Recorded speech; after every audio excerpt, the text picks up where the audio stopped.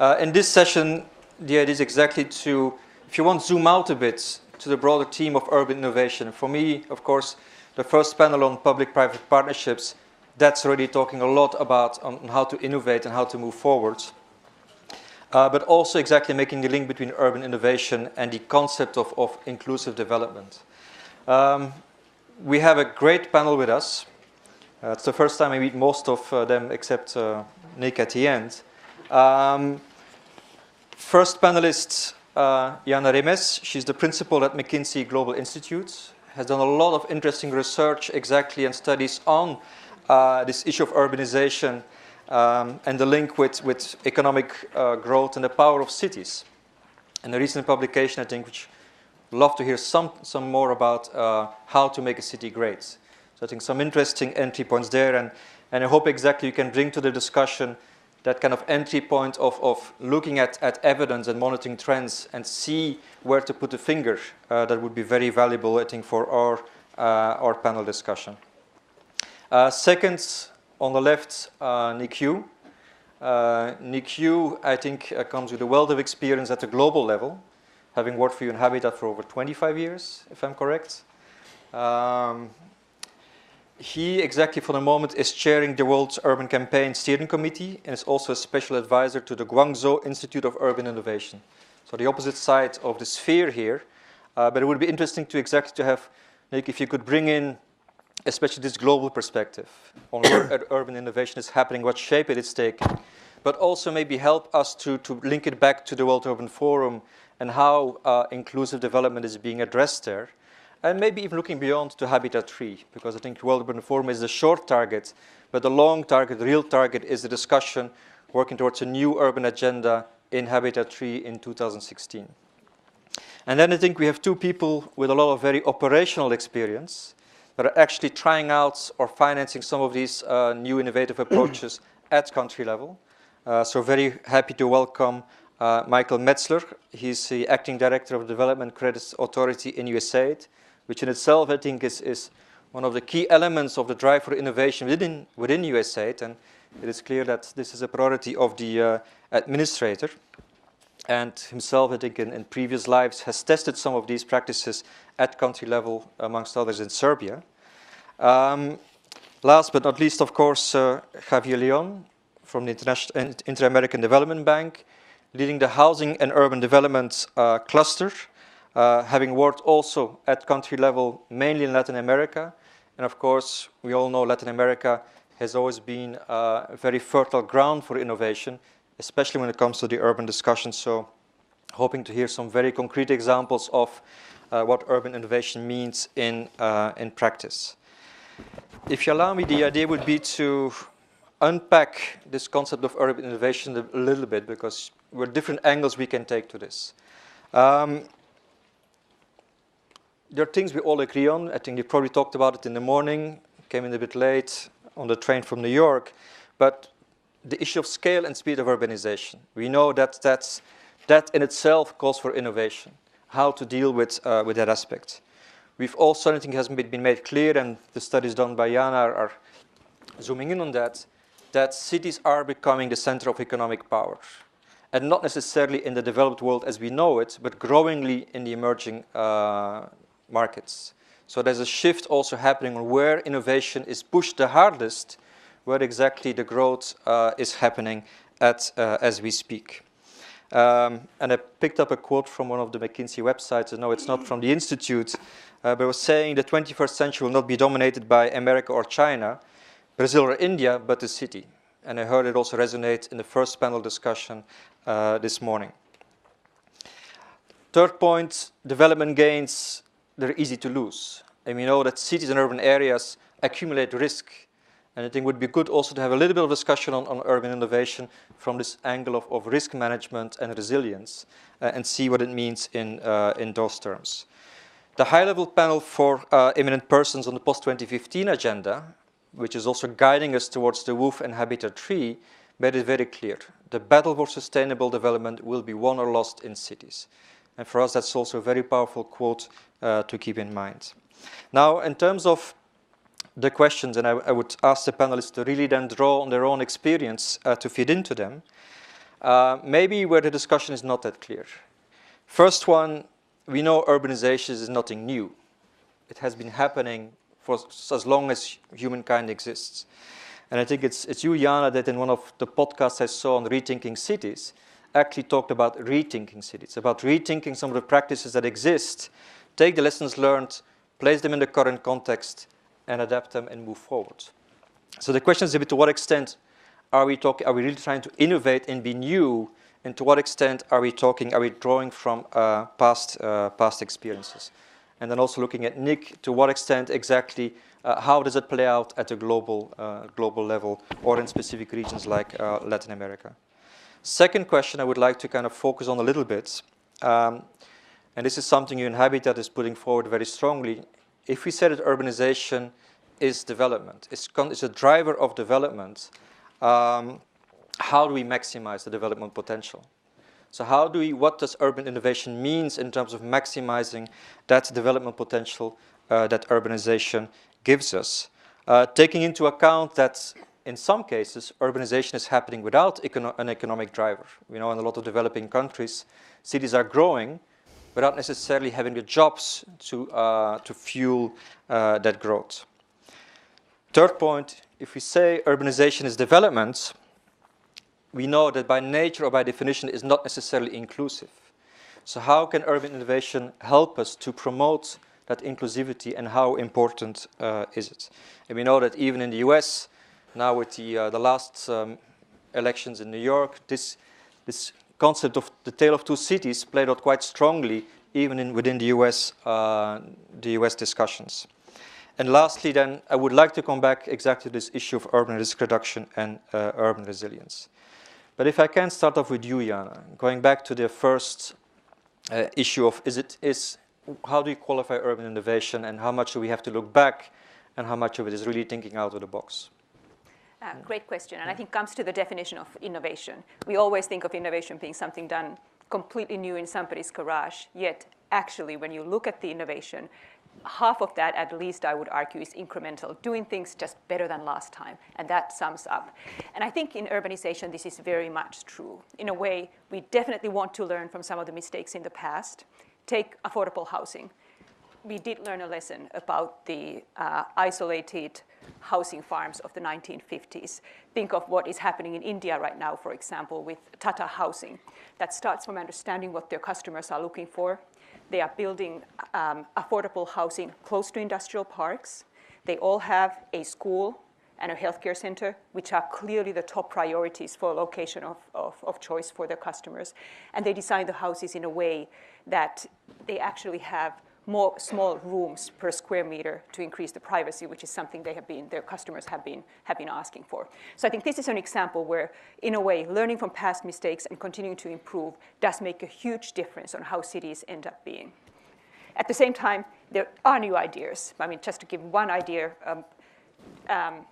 Chengdu in China, which is the westernmost megacity, they are now building their, if you want, a pilot city, a prototype city, where they are looking to house and work 80,000 people in a half square meter circle, so that anywhere in the city you can walk in 15 minutes. So in a way, this is just really pushing it further and innovating. And I think it's the combination of all of these things that really will make our urban future more exciting and hopefully more sustainable. Nick, I think in your Habitat you led a program on best practices for over 20 years. 20 years. So how, and now exactly you're in Guangzhou advising on urban innovation. How do the two worlds relate to each other? Thank you for that question. And first of all, I want to agree with Jana totally. I think, but let me come back to your question directly. When I conceived of best practices back in 1995 in preparation for Habitat 2, the whole idea was that we had a whole series of conferences on Rio, on the environment. We had the food summit, we had social summit, etc. And we were the last conference of the decade and of the millennium. And so the struggle for us was, how could we come up with something new? And I had been to all the previous summits, and I said, what is lacking is we talk about the issues, the challenges, but we never talk about solutions. So at that point, I mooted the whole idea of best practices, and it was very rapidly approved by the government. They loved the idea. But 20 years later, I was sort of working with, not 20, 15 years later, I was asked to launch the World Urban Campaign. And I asked partners from the public, private, academic sectors, what would they like to see? And one of the things they said is best practices. I said, what's wrong with this picture? And then I went back to see what happened with the best practices that I sort of helped establish 15 years prior. And part of the problem with best practices is that you're looking backwards in time. To qualify as a best practice, you have to give tangible evidence of impact. You have to show that lessons were learned, etc. And I think one of the reasons why Guangzhou asked me to advise them on this new Guangzhou Award for Urban Innovation and the creation of an Institute on Urban Innovation is a realization that, and this came about after many, many conversations, is that what we need today in the context of rapid urbanization, of rapid change, is not what we did in the past, but what are we going to do to prepare ourselves for the future? How are we going to put in place the policies, the strategies, the partnerships, right, that will help us meet tomorrow's challenges? So it's less, innovation for me is less about looking backwards at best practice. It's more looking forward. And what cities need to do today, I'm convinced, is to share their policies even at the formulation stage, to share their strategies at the formulation stage, to exchange with one another what kind of PPPs are they putting in place. And we heard this morning, earlier this morning, that they can take many, many different varied forms. So to come back and agree with Iana completely, there are two types of innovation, basically, I think. There is the revolutionary thought. There is that idea, that wow idea that comes from somewhere and compels everybody to move forward together. But most of the time, urban innovation is learning from your past, learning from your present. It's a learning exercise, right? And I think that's the gist of it. Unless you're willing to learn, and you're willing to carry forward those lessons learned into the next stage, then you're not innovating, because you will just be hopping on to, let's say, the next project or the next initiative. But innovation is a continuum. I would like to turn to Javier exactly, because we've always looked at Latin America as a very fertile ground for innovation, but urbanization is already old news in Latin America. So how does that kind of inventing the future versus learning from the past and kind of building on the practice from the past, how does it play out in Latin America for the moment? Okay, thank you. So maybe not too many know that Latin America is a continent that has 600 million, the population is 600 million. And the rate of urbanization is about 80%. So this is more or less like OECD countries. However, the difference between Latin America and the rest of the countries in terms of urbanization is the levels of poverty. The 75% of the people living below the poverty line, they live in cities in Latin America. So for us, that's a huge challenge. That's quite different from the rest of other countries. So we as IDB, we have to be innovative in what kind of interventions, what kind of projects or lending we do to address this issue of poverty and inclusion in the Latin American countries. That is one important issue in which we have somehow to innovate, and I will mention some ideas that we have or some projects that we are doing. On the other side, because this is the demand side, okay, all these, not only people living below the poverty line, but also what we call the emerging middle class. They are demanding new services in Latin America. And you see in the case of Chile, or in the case of Brazil, all these new demands for better services, better governance. So that's one problem for us on the demand side. But also on the supply side of services, that's very important. The subnational governments in Latin America are very weak.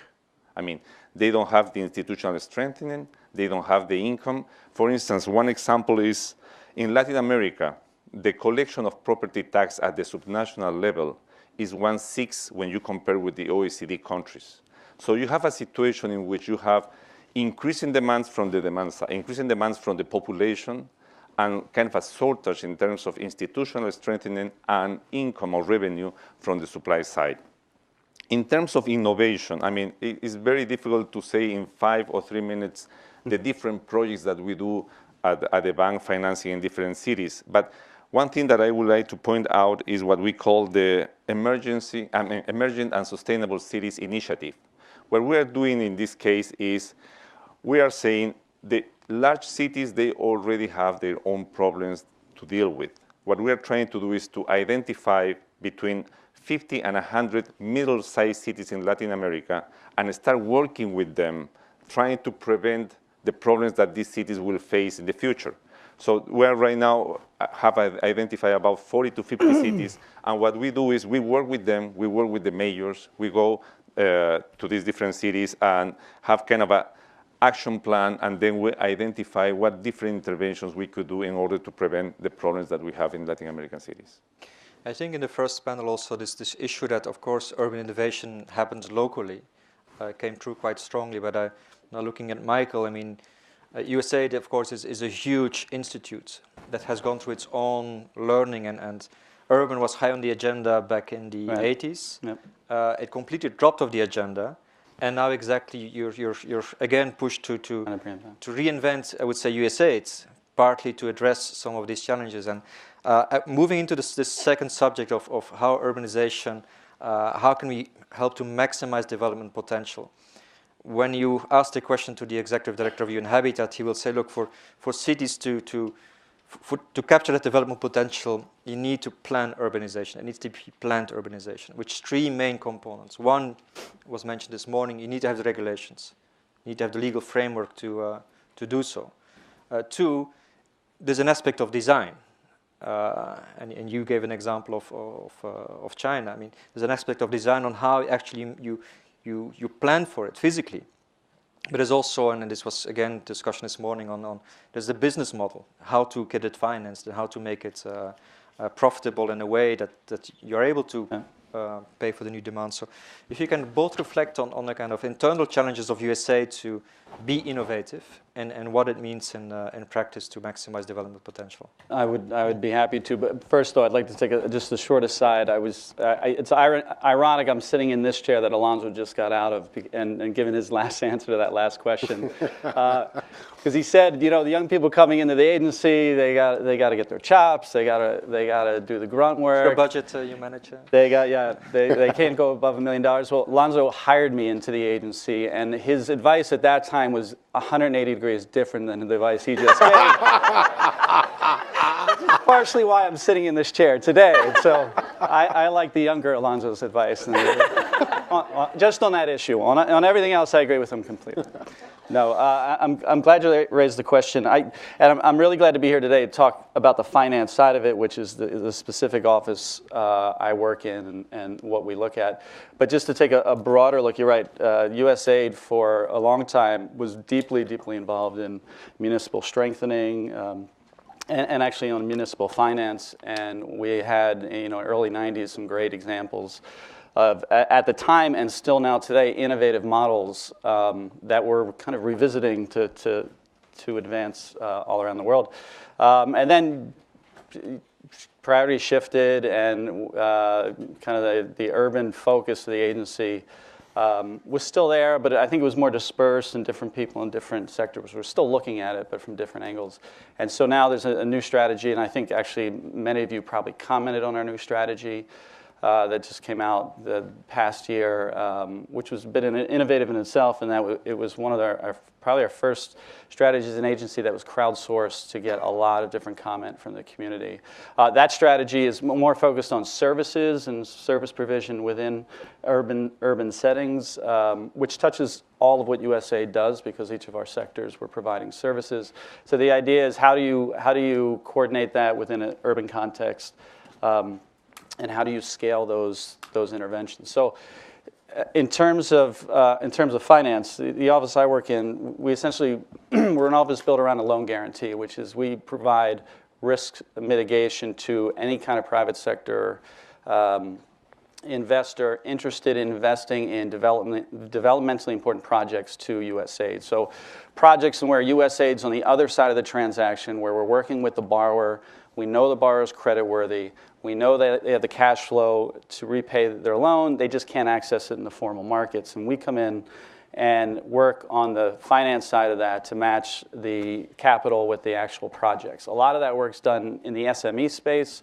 But one of my real pushes is to get us back engaged in the municipal space, because as everybody here knows, if you're concerned about impact, if you're concerned about reaching large groups of beneficiaries, and especially if you're concerned about getting more services out to the poorest populations, there's maybe no better place to do that than to look in urban areas, because with targeted interventions, you can have a huge impact. So on the finance side, we have a bond guarantee that we offer municipalities, where we'll take half the risk off any type of investor interested in buying, in an ideal state, municipal bonds. So connecting the municipalities to the capital markets for the first time. And in many cases, it's the first municipality in a particular country ever to have access to capital markets, which then creates an example that other municipalities can then follow through. So you mentioned Serbia. Before, I worked on a bond guarantee in 2010 in Serbia. It was the first municipal bond ever issued by a city in Serbia. Since then, two other cities have issued on their own without a guarantee, without donors, because they just needed somebody to go through the system first and test all the regulations and make sure that the market itself could handle it. Serbia's fairly advanced case in the USAID world. Right now, we're in Dakar, Senegal, working with the Gates Foundation to guarantee the first issuance of a municipal bond in sub-Saharan Africa, outside of South Africa, that wasn't issued with a sovereign bond. So it's a really historic issuance that we're looking at. It's a $40 million issuance that we're guaranteeing half of, and then the investors are taking on the other half. And so I think, in terms of innovative finance, we'd like to see this as being innovative in a space where, in previous iterations, a lot of donor money flooding in, or MFI money flooding in at either in grants or subsidized loans, that once that money stopped, the money stopped. And what we want to do is use that grant money to actually pay for guarantees that will reduce the risk on the private sector, because once capital market money comes in, it stays in. For those really concerned about governance at the municipal level, and USAID spends a lot of time thinking about building up civil society to keep an eye on municipal governments, make sure they're governing in a way that they're supposed to, and they're being fiscally responsible, and they're being responsive to the needs of their citizens, especially poor citizens that we work with. The market can serve as another check on the municipality after they access the market through our help. And then, as long as they want to keep accessing the market, they have to, maintain the same levels of responsiveness and transparency. And so that's kind of the main model that we're working on. Well, I think it's clear exactly that for this to work, we need to rethink how cities are financed and managed. But what you put forward, the idea of municipal bonds, looking at the scale of urbanization, the speed of urbanization, how would you scale its potential use of the tool, and how much more innovation is necessary also to look at some of the places that are urbanizing fast but spontaneous, without real capacity, and the issue of capacity and working, the hard work to get public-private partnerships to work. I would assume the same applies to this. Yeah, so, in the scalability question, the way we look at scaling our interventions is more on the capital provision side, because we like to work with partners instead of doing small one-off transactions. And this is true in the SME space as it is in the muni space.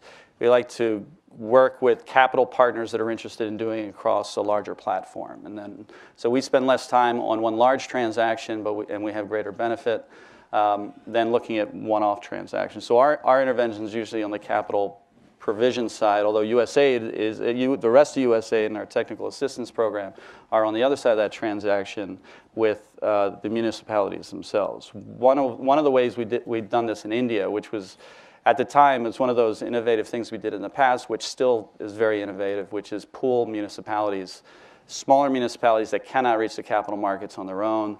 They don't have the credit rating. They don't have any credit rating. and able to do that. So we can pool them together and create a financial structure where the special purpose vehicle will then issue a bond on their behalf. They're owners in that vehicle, and then we ended up guaranteeing those bonds issued by those municipalities. So you have 8 municipalities accessing the capital markets in one transaction rather than trying to work with each one of them, which is just an example of how you have the potential of bringing a lot of municipalities together, particularly in a single country, and reaching them that way. I would like to zoom out a bit again and looking at Diana and Nick. I mean, when you did the research or kind of the study on what makes cities great, I mean, what would you identify as the key areas where innovation is necessary? We talked about the financing side, we talked about, related to it, the management side of cities, but what do you identify of other key issues where urban innovation would be vital if we want to make cities great, as it was put? Yeah, I think there are more than one answer to that question. There's a lot of things to get right in a city, which is one of the challenges. They're just very complex ones, but particularly from the perspective of inclusive development and making sure that we insist on opportunities for everyone. I think the biggest challenge continues to be really the nuts and bolts of smart growth. If you think of the city planning process, for example, you have the transportation, the land use, and other basic infrastructure that kind of gives you the skeleton of the city. And then you have the buildings and the economic use, that's the muscle that grows around them. Getting that structure right is actually more critical to the least fortunate than anything else. Because if your transportation doesn't work, the people who are going to commute for very long times and pay up to 20 to 50% of their income in transport are going to be the ones that we least want to harm it on this.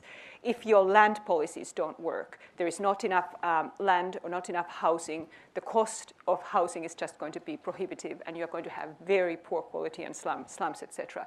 So while there's a lot of innovation and we want to see innovation everywhere, I think we shouldn't forget the fact that getting the basics right is probably most important for the least fortunate. So let's not get too excited about the shining new things, which we want to see. Let's also make sure we get the basics right. It could have been a quote of our executive director. But I think it's a very valid point. And the whole urban innovation tends to zoom in on use of new technologies and new concepts, which only touch on a very small aspect of the complexity of cities and how to get them right. And maybe, Nick, I mean, from your backgrounds, that's exactly something I would like to hear something more about, and maybe use a specific example to illustrate your point. Well, I think possibly for the future and what will make cities great in their own context, social, economic, and cultural context, is how quickly they can address the water waste energy nexus.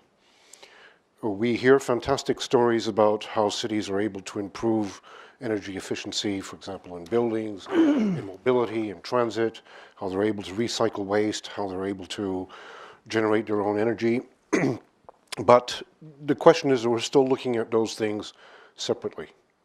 And the real gain, the real quantum leap, will be when we decide to address those things together.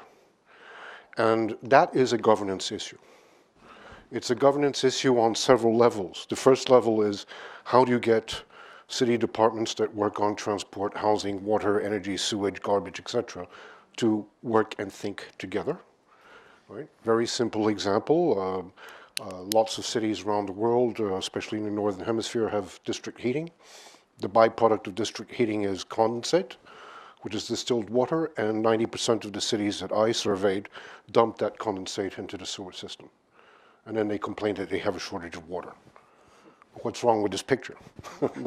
Well, because one utility doesn't talk with the other utility. And coming back to what was mentioned this morning about Singapore, part of the reason why Singapore was able to do what they were supposed to do and improve the efficiency and effectiveness of the Public Utility Board, was the very creation of the Public Utility Board in the first place, which brought together all the users and suppliers, intermediaries of water together into one single entity, and said, that's it, you only have one performance indicator, and that's the very last drop that counts. Singapore was 80% dependent on importing water from Malaysia. As of next year, they produce more water than they consume. So how did they do that? Well, They had to re-examine the whole institutional framework. So I think that is a major challenge I see ahead. Right now, we're fighting the usual battles. We're improving transport, we're improving energy efficiency, we're improving a lot of things sectorally. The next big leap is how do we bring all of that together, right? How do you bring in your land use together with your housing policy, together with other things? Give you one example. The real reason why we need electrical vehicles in cities is not because of the mobility issue. If you don't have the internal combustion engine running around in your city center, you liberate the architect to really use passive design principles for heating and cooling of buildings. Right now, I was trained as an architect. You give me a piece of land in downtown any metropolis, I have to seal the building. I have to use artificial heating, ventilation, and air conditioning, just because of the noise. I get rid of the noise, I'm liberated as an architect. I can start designing real green buildings. I can design entire green neighborhoods. That will be the next revolutionary step that we need to take. But, as we know, as we said, innovation is incremental. How do we get there? So how do we get there? We have to work together with the utility companies, with the private sector, with the community sector. Because that innovation doesn't mean anything if you leave even a single person behind. Everybody has to be on board for that to happen. I would like to push the discussion on the basics a bit further, because what you're basically saying, Jana, also that what we do, how do we prepare for the massive urbanization happening will matter a lot in terms of laying out the basics. And in our discussions internally, we use the example of Manhattan, where a few surveyors laid out the growth of the city of Manhattan for decades to come. The other number, I know it was used this morning, but we're adding 3.5 billion urban people to what we have, but that's all new. That's urbanization that did not yet take place. So how do we, and I'm looking back to USA, to Michael and to Javier, I mean, how do you exactly connect also your financing instruments to those basic concepts of making sure that if we put in infrastructure, if we lay out, if we lay the grounds for urbanization for the next decades to come, which is looking way beyond the idea of we innovate today, to what extent do you, how do you deal with that question? Mm-hmm. Okay, that's, I think in terms of innovation, for us as multilateral institutions, not only the Inter-American Development Bank, but the World Bank. I mean, many countries in Latin America right now are middle-income countries. And the meaning for us is the following. We usually do lending to central governments. But now everybody's saying, and everybody agrees, that development is in the cities. So our main challenge as multilateral development institutions is how to reach these cities, how we can make loans directly to these cities. You may wonder that only 6% of subnational entities will qualify worldwide to have access to resources, lending resources from the World Bank or the IDB. So the problem is what kind of instruments can we design in order to get through not only the central government, but directly to the subnational entities. The problem with the subnational entities, and this goes back to the issue of institutional strengthening, and is that they don't have, I mean, they don't pass any test, or many of them don't pass any test of their sustainability. So that is the issue right now, because we may have excellent ideas, excellent projects to put in place, but if they are not able to get from us, because it's not only the lending, it's also the technical cooperation or the technical assistance that this kind of institution give to the city. So for us, and to be honest with you, we have kind of partial answers to that. We may work only with the cities that have access to our lines of credit, but that's not enough, because poverty is not in those cities. Poverty is in the smallest municipalities, in the smallest states. So that is a challenge for us. Another option that we have, or the World Bank has, for instance, is to work through the private sector branch that they have lending directly to municipalities. But the problem with that is risk, and risk implies higher interest rates. So this is really, I think, the challenge for us as a financial institutions in how to reach these small cities and small municipalities. Michael, you want to add to that? Yeah, I think, in an ideal world, it's absolutely correct that you obviously want to do a lot of forward planning before you start, certainly in large infrastructure projects. But broadly in city planning, nobody disagrees that you got to pull in all the right voices at the beginning, said on this panel, said on the last panel. And to the extent, I think, from a donor perspective, when we work with subnational entities, municipalities, or even other hospital systems or utilities, we always want them to take a broader view and a longer-term view, not just on the financing side, but on their capacity side, on the technical assistance they need, and then on their capital investment plans over a long period of time. That's the ideal situation, but in a lot of places we're working, that does not happen. So we work with municipalities, for instance, to try and make that happen. At the same time, though, we don't stop in other ways because the populations we care most about are still living in that city, and they can't wait for a longer-term process to be put in place. So parallel to that, as I said, we come in with a transaction, and the interesting thing about these transactions that we work on is we have found that as you go down the road of a transaction, you actually uncover a lot of the technical, a lot of the inefficiencies within the city governments or in the kind of national and enabling environment or the regulatory legal structures that have to be fixed. And through the transaction, you force movement in those areas because getting to the end of the transaction is actually politically pretty important, not just at the local level, but at the district or national level. So that's another track we go down. And a third track we go down is working with the private sector to introduce technical solutions to service the populations we care most about. So as an example, in urban areas in particular, large poor populations that may not have access to the grid or have intermittent access to the grid, or if the grid's down, they're the first to be cut off of it, or water systems or health systems. So are there technologies out there that are commercially available that we could help through financing make available to these poor populations? As a real example, we're working on a facility now where these 3 international investment funds are interested in what's loosely called household technologies. So small solar units to light houses, rechargeable battery units to keep a charge for folks that are on the grid, but it's intermittent, water filtration systems for those that get cut off from water supplies. There's a lot of interest in these kind of leapfrog technologies that are out there. They're cheap, but they're very efficient. They bring with them tremendous environmental and social benefit, and there's real demand. So how do you get them the financing they need to distribute these things widely? We're working with private sector firms that want to finance these projects throughout the developing world.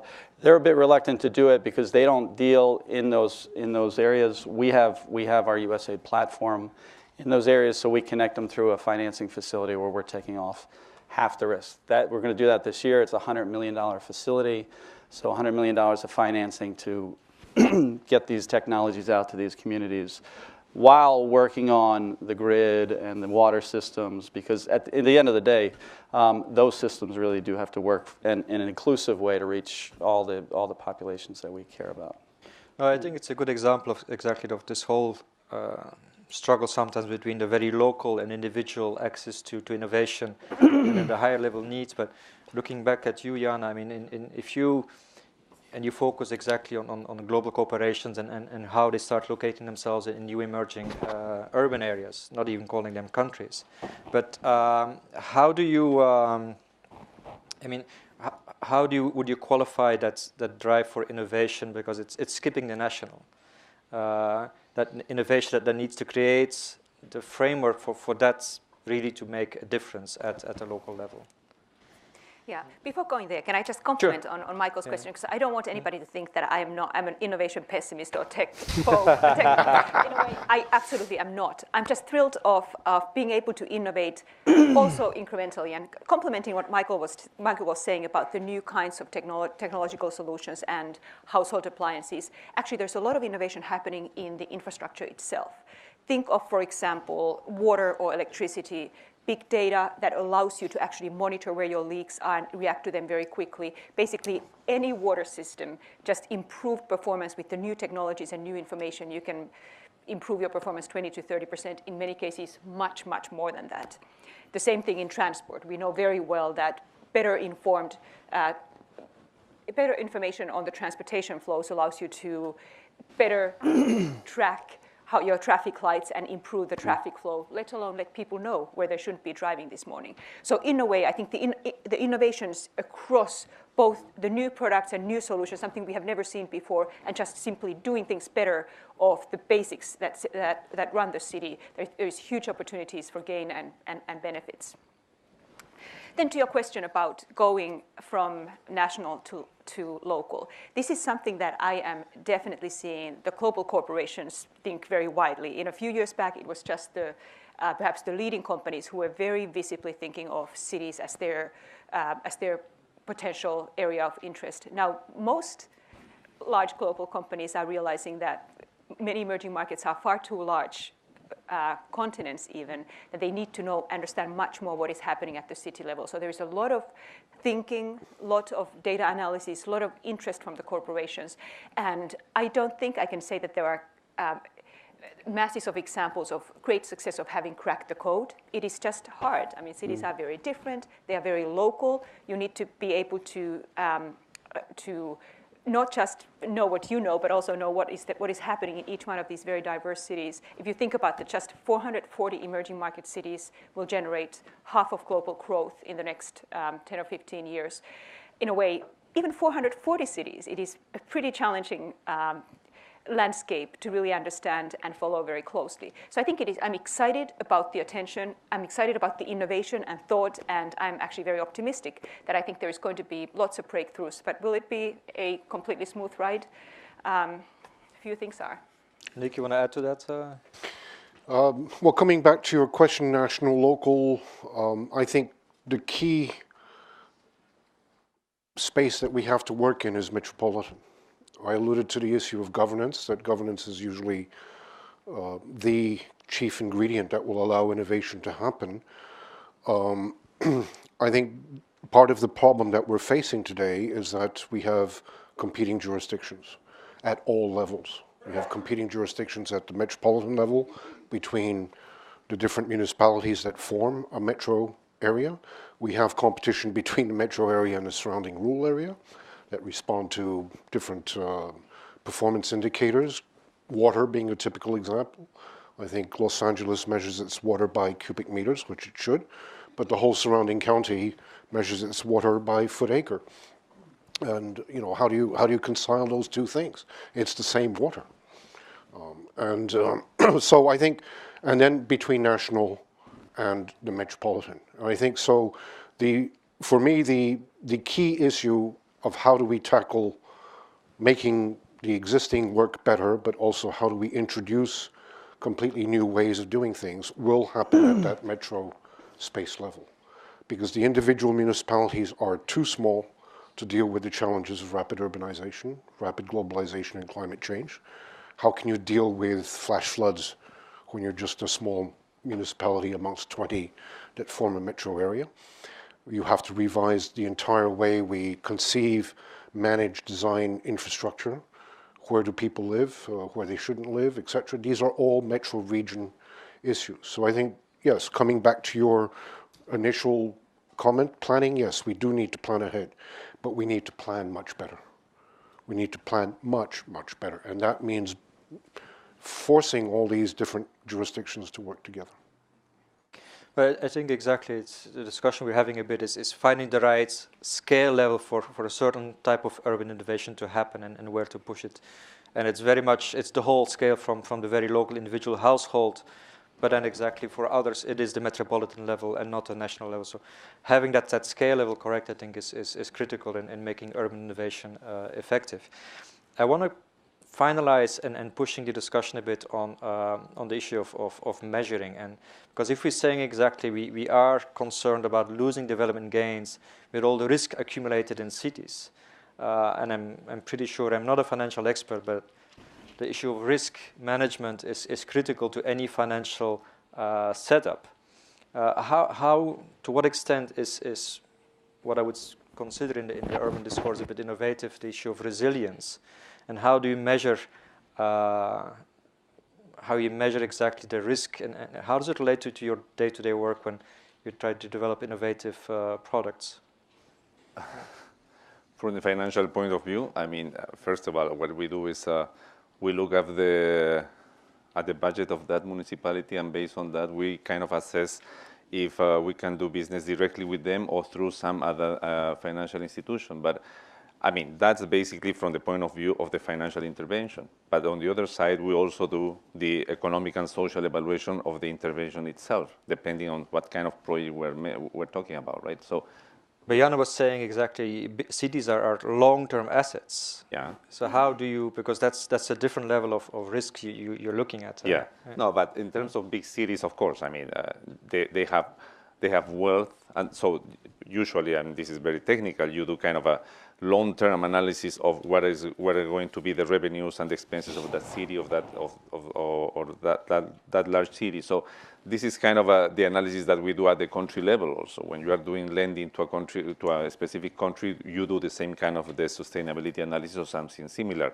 Now, but the problem that we are facing is not that much with those large cities. The problem that we're facing is how to reach the smaller cities. That is really, because they don't have the volume, I mean, in terms of getting the volume to get some lending done. And the other problem is that in many cases, these really small cities for us are too small to reach them one by one. So we have to kind of design different interventions in which we can group different cities and have one intervention for all of them.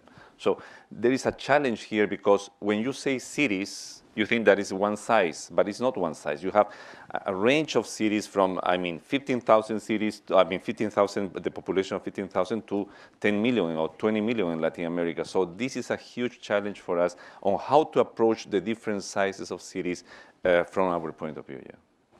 I would add to that, so the way we approach risk, on the financing side, we obviously take some of that risk off to incentivize certain behaviors of private investors, in this case into ideally municipal bonds. But on the project side, it's important to keep in mind, our approach is really not to try and understand all the risks ourselves, because we're not in a position to do that, right? And we don't want to do that. As a donor, we want to match those best placed to understand the risks and those best placed to mitigate those risks with where the risks actually occur. And so our whole model is based on a 50% guarantee to work with a financing partner who's probably already lending in a particular space, so in the muni space already. They're typically local banks or local pension funds or local long-term capital providers who know that space best, who know the municipalities best, who know the culture best. And we don't want to, nor do we need to go into what all the risks are. We want to find a partner who understands those risks and is willing to take a bet on lending in spite of those risks, or can figure out a way to lend while mitigating those risks. And so it's very different from a kind of a traditional model where we're doing the loans ourselves directly into municipalities. So we actually have to underwrite those loans. We have to know what the municipalities are. We have to know where all the risks are. With this model, we don't have to know that. We just need to know our financing. Our risk is in our financing partner, not in the city itself. And so we pick financing partners who have the capacity to understand those risks best, how to mitigate those risks best, and that's who we partner with. And our underwriting is really on the partner, and we rely on the partner to do what they're already doing and they do best, which is understand all the risks that are present in the transaction and mitigate them. I would like to turn to the audience now, but I would like the panelists to kind of think, if they can, of a tweet they would like to send out at the end of this discussion, and kind of what would you like to send out from this panel discussion as a key? You talk about 90 seconds before we said even shorter, kind of a key message you would like to send out. So turning to the audience, which has a whole range of different urban expertise, and we only were able to touch on some angles of urban innovation. So opening for questions touching on other issues or referring directly also to what was said until now. The floor is open. One here, and then two. We'll take two to begin with. My name is Andrew Reynolds. I work at the Department of State here in Washington and closely with AID. Underlying all that you are saying, particularly in the urban challenge, is the power of information and communication technologies. And I wonder if you might elaborate on those particular assets, strategic assets, in the investment question. And moreover, have you seen acceleration because of the diffusion, rapid diffusion of ICTs in the development spaces, of the ability to perform better governance, bring services to needs, and in essence connect the communities of interest that you speak to, which we must connect holistically to have a successful urban environment in the 21st century? Thank you. I'll add a second question. Yes, Kev Watkins, National Academy of Housing. Microphone, please. Sustainable communities. Liked all the comments that were made. I'm particularly interested in your last one about the silo problem and the next leap forward into trying to get the functional areas to come together. Having spent most of my life on transportation and housing issues and getting those two together, I'd like your comment on what's happening with those in particular in Guangzhou, for example. Nick, you want to quickly respond to that precise question on Guangzhou, and then we'll go to the first question. Yeah, well, I think part of the reason why Guangzhou is willing to invest in an international institute on urban innovation is precisely because it itself realizes that although it has been quite inventive in recent, it needs to go much further, and it needs to learn from others. At the same time, it needs to share better what it has learned from its own experience with others. But I think in terms of transport and housing, there are two very interesting innovations that have appeared on the horizon in the last few years. One is the BRT in Guangzhou, which I think is a model for Asian cities. It's precisely, they took the models that we already know of in Colombia, in Brazil, etc., but adapted it to an Asian situation, which is one which responds, Philippe, to your concern, is how do you work in a situation where car ownership is expanding by 20% a year?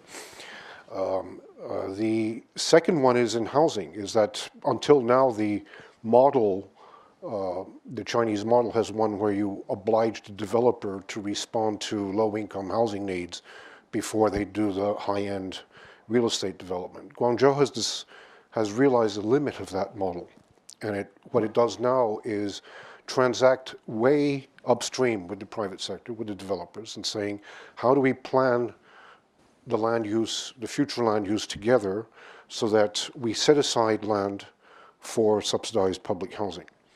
Right? Because depending only on the private sector to construct mass housing and then do high-end housing, you ended up with the gated community phenomenon. So this is a way of, again, breaking the mold, looking forward one step to try to improve. The next stage will definitely be water and waste, because the waste problem in Chinese cities is just phenomenal. And I think here China is an interesting laboratory, because and I agree with what was said before on secondary towns. Secondary towns are, in the world map, the ones that are growing the most rapidly.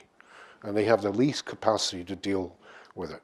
Now, unless each one of these secondary towns in Latin America and Africa are going to be drowning under a mountain of uncollected waste and wastewater, etc., then we have to look at how cities that have been growing very rapidly have been able to cope. It's a complete mind shift. We cannot, the old models don't work anymore. That I am convinced of. All of our planning that we learned in school, all the planning that comes out of Europe, is planning in stable situations. Right? We're dealing inherently with unstable situations. People will move from one city to another in 5 years. A city can die in 10 years. Another city can quadruple. So I think these are the issues that we have to learn how to deal with. And it does mean rethinking the whole problem. Jana, on the question on the power of information, which for me also has a flip side in terms of what was mentioned before, an increased access to information also by the people, and increased demands and demands for accountability. If you can briefly reflect on that. Yeah. I think the exciting thing is that information and data is going everywhere in cities. So we already talked about the infrastructure benefits. I mean, if you're thinking about it, there is at different stages in which cities are. I think something that happened already 10 years ago in Latin America, for example, Lima used better IT connections between different departments in reducing red tape and reducing the time to register property, for example, from over 3 months to just 7 days. And it was enabled fundamentally by some of these IT connections, as well as a lot of improvements on the ground. You see other cities such as Singapore with their one map geospatial access to data, or you see some of the cities in South Korea that have basically integrated all of the city different databases from across the board into a whole that allows them to be much more effective managers. So that already is, I think, a bar for most cities to look forward to and start to grow. And yet, I think the one area that we are just starting to scratch the surface is the open data, which is a platform for innovation for things that we can't even imagine right now. And it's the millennials, if you want. There's going to be all of different kinds of people who are going to be creating new ways of using data and making things better. And so I'm following that. I'm very excited, and I think there is no part in the city that change of data and information won't change. Mm-hmm. That's part of the urban innovation looking forward discussion, because that's all new territory. Quickly, 2 more questions, and I'll have to be selective. So you had your hand up before. I'll go to lady in red. Hi, I'm Jane Katz from Habitat for Humanity International. Because World Urban Forum is going to be focusing on Habitat 3, the new urban agenda, and right now post-2015 and the open working group is taking place in New York. I just wanted to bring it back to what themes you would see. You're talking a little bit about goals that you'd like to reach.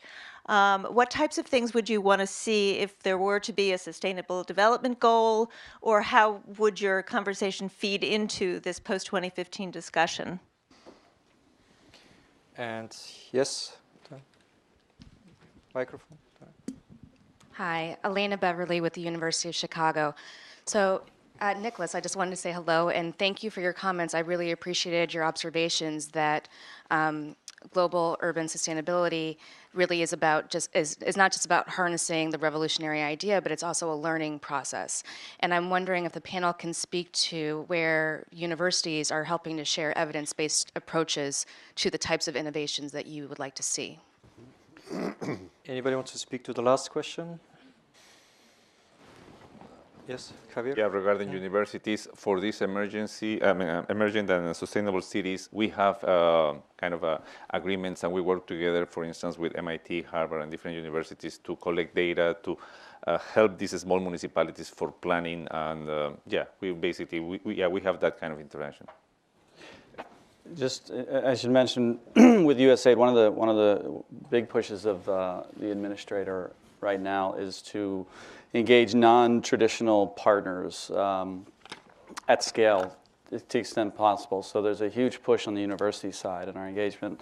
We've always engaged very much with universities in very directed sectors. Now it's more of an open source engagement with them to take a look at development problems writ large.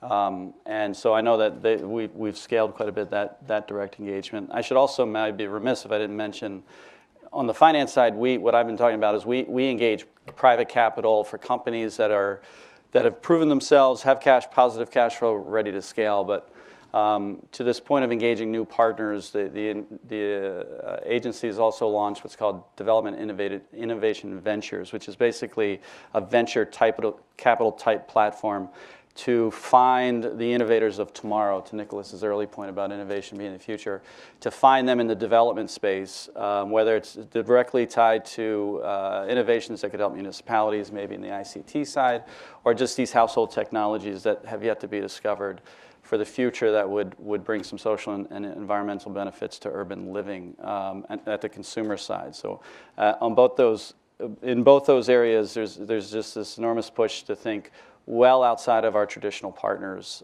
because there's new partners crowding into this space by the day. Okay, so I'll throw a challenge to Jana and Nick. to turn the answer to the first question on how this debate kind of links or could feed into the post-2015 Sustainable Urban Development Goal discussion. If you could turn into a tweet of at least a short message, because I think it's exactly the kind of question that justifies a sharp response. Well, you have all heard the saying, top-down, slow and dumb, bottom-up, smart but chaotic. The challenge I would love us to crack, that cities must do both. How do we do that? Nick?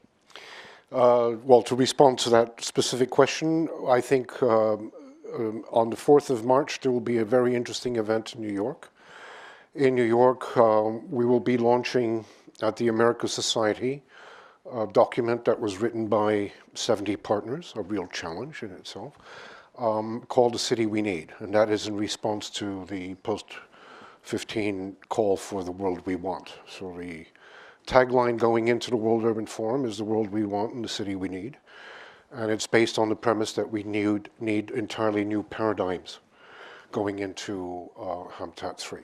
We need to rethink planning, we need to rethink housing, we need to rethink what I call the wastewater energy nexus, etc. And how do we mobilize people? We will start, of course, the real takeoff will start in Medellin, and where we hope all of you who will be coming there will be able to help improve this document, carry it forward, to really convince the intergovernmental process that this is not business as usual. Closing remark, I think we've always said that necessity is the mother of invention. I think with the rapid urbanization challenge, we have to maybe rephrase that. Necessity will be hopefully the mother of innovation. That's the tweet. Allow me to go straight to Anna Maria for some further comments exactly on the next goalpost, which is the World Urban Forum. And if you can ask the panel members just to sit back and relax while she closes off. Thank you, Anna Maria. I think that the audience has some work in that we need to... The mic is not on now. Is the mic on now? Great. So we need to give a great round of applause to our fantastic panelists, first of all.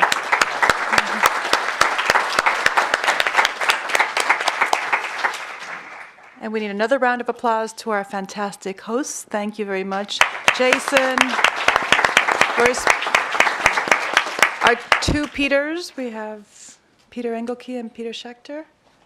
There we go. Thank you. And of course, I don't know if Banning Garrett is here, but he's the one that started this whole dialogue last year, and we haven't seen him today. So thank you very much for getting us started on this road. This session also was put together not just with the hosts and HUD, but with a whole bunch of people that came together starting really in the aftermath of Neil Pierce's report, talking about how could we make this dialogue session better. We've had this dialogue session, this is the third one. They were the brainchild of Blair Rubel. Is Blair here? There we go. Blair hosted the Road to Rio back in 2010. So we do not take credit. He needs to take credit for really thinking about what this dialogue sessions are before WOOF. It's now grown since we had Nearing Naples and now this one, so that the UN Habitat considers these dialogues, these pre-session dialogues, a best practice. So we're really excited that you're able to join us. This year, I think the innovation, the incremental innovation is that instead of having them all here in Washington, D.C., we're having them across the country. And so we're having this one today. We'll have one on March the 4th, piggybacking with The World We Want, the City We Need, in New York City. Jeannie Birch, Dr. Birch, February 24th, will be in Philadelphia, very close by.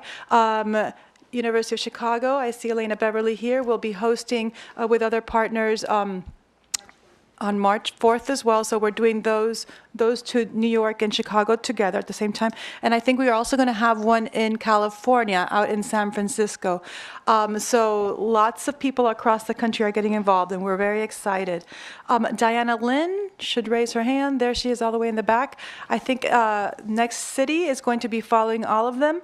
We do hope that others follow all of them. I'm at least going to try and go to the one in New York. And then we will curate, if you will, all of what's coming up out of these sessions into the background material for the U.S. delegation. So that's why you're having them now, because we need the month of March to put together all of what's happening. So these are not just static. It's not just for you to listen to today. All of this information really is going to be bundled into materials for the U.S. delegation. My job, after I talk a little bit about the world logistics, is to share my takeaways, but I know that many people have different perspectives. I'm hoping that you can all go to the reception this evening at the National Academy of Realtors. Kent Watkins, Kent, you should raise your hand. Very good. Great, thank you.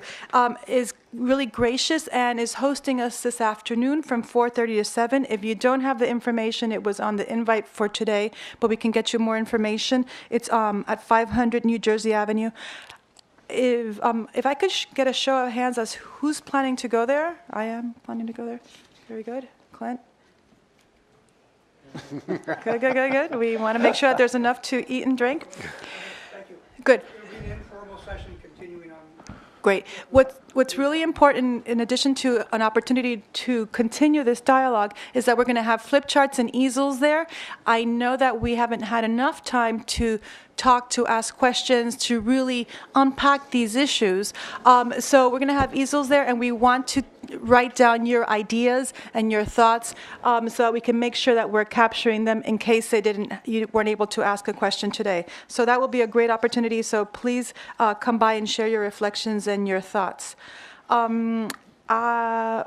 We're joined by UN Habitat, and thank you, Philippe, for coming, but Yamina is also here, and I want to make sure everybody sees Yamina.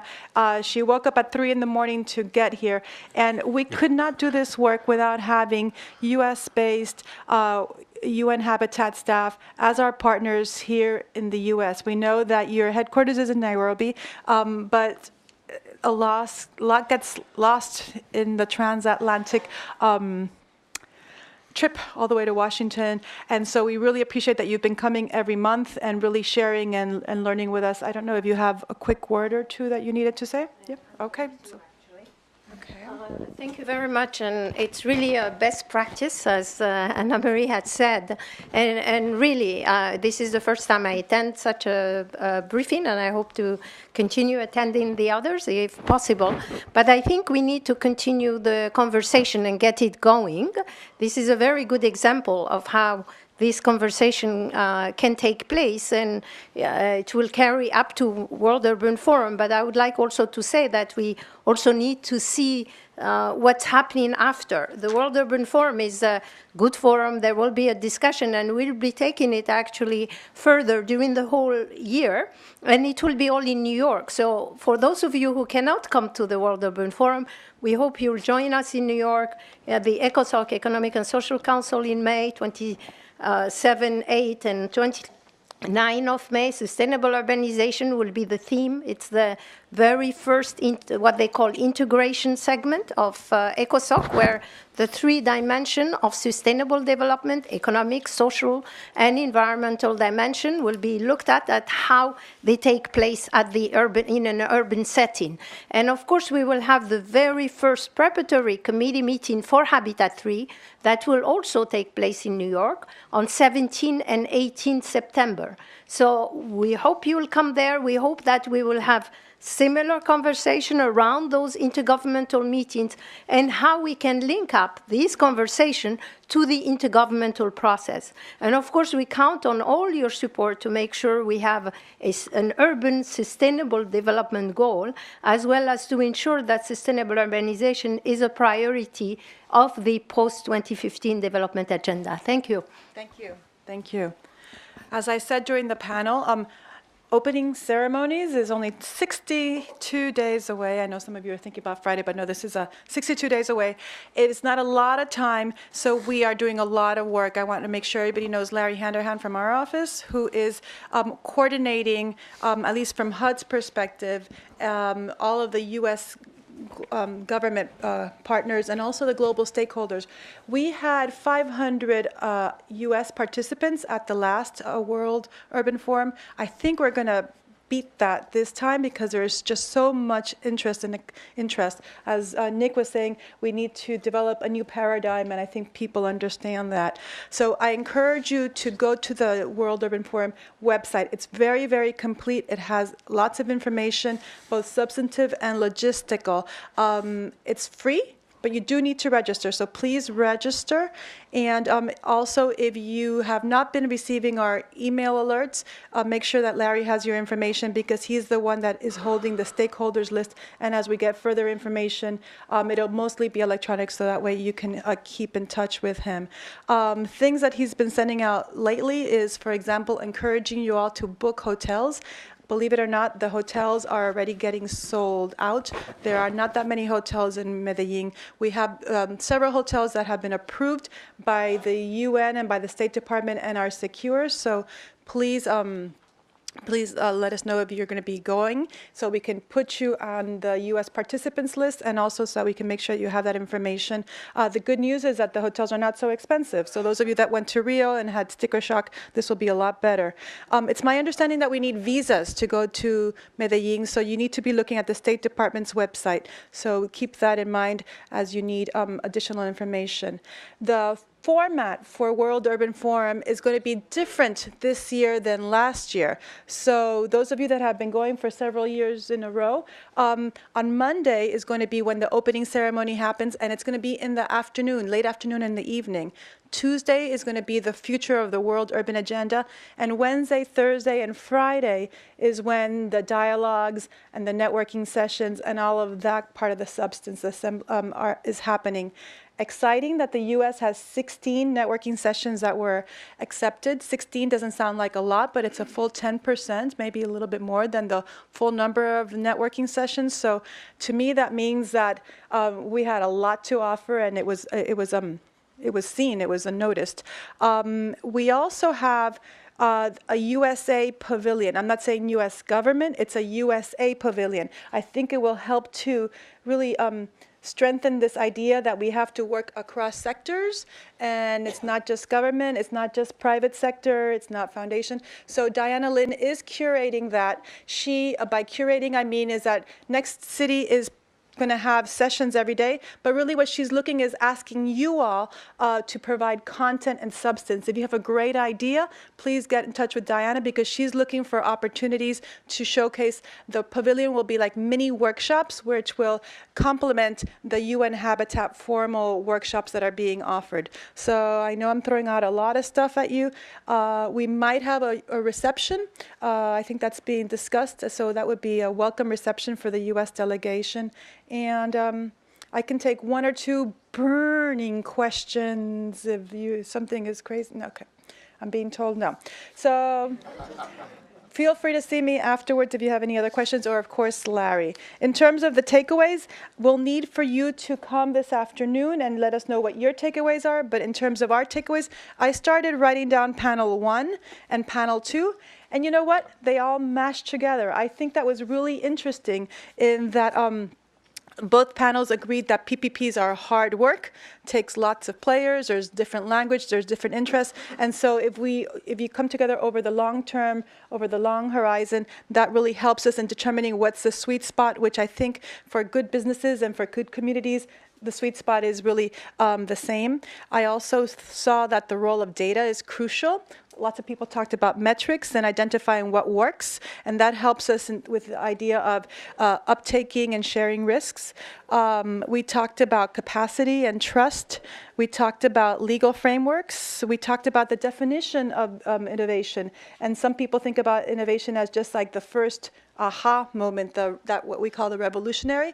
Other folks think about innovation as the scale, taking something from what we know that works, but small, and bringing it to a larger scale. So that definition of innovation, I think, is different depending on if you're working in the government or in the private sector, and we need to unpack that. Lots of conversation about the needing for planning, designing, business models. Lots of attention, surprisingly, on cities, on urban, rural, metropolitan, and what's the geography. And what is clear is that the geography does change depending on what you're working on. And networks, the role of networks in diffusing information, and silo busting, financing, infrastructure, technology. These are all the things that we caught. So if there's other things that you caught, please come and share. And we look forward to seeing you in Medellin. Thank you.